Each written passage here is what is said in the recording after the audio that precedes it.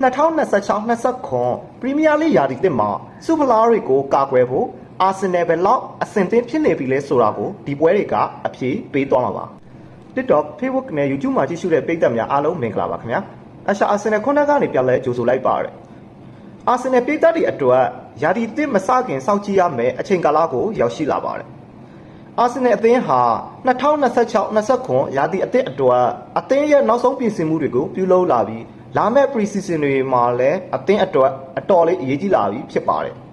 ပထမဆုံးအနေနဲ့ August 1ရက်နေ့မှာဂျီနိုဝါနဲ့အဝေးကွင်းမှာရှင်ပြိုင်ကစားသွားမှာပါဒီပွဲကတော့ကစားသမားတွေရဲ့ပွဲပြန်လဲကစားမှုကြန့်ခိုင်ရေးကိုပြန်လဲတိစောက်ဖို့နဲ့အသင်းရဲ့ရာသီအသစ်အတွက်ပြင်ဆင်ထားတဲ့ကစားကွက်တွေကိုစမ်းသပ်ဖို့အရေးကြီးတဲ့ပွဲတစ်ပွဲဖြစ်လာနိုင်ပါတယ်အဲဒီနောက် August 9ရက်နေ့မှာတော့ Real Betis နဲ့ Dublin မှာကစားသွားမှာဖြစ်ပြီးနောက်ထပ် August 9ရက်နေ့မှာတော့ Dortmund နဲ့ Emirates မှာလက်ခံရှင်ပြိုင်သွားမှာပါ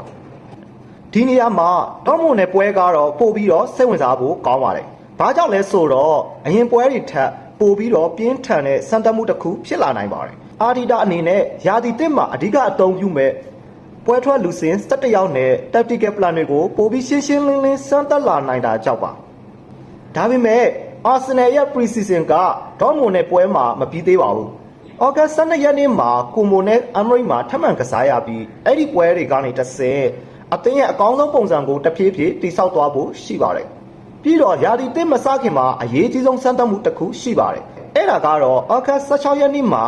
Man City နဲ့ Community တိုင်းကစားရမှာဖြစ်ပါတယ်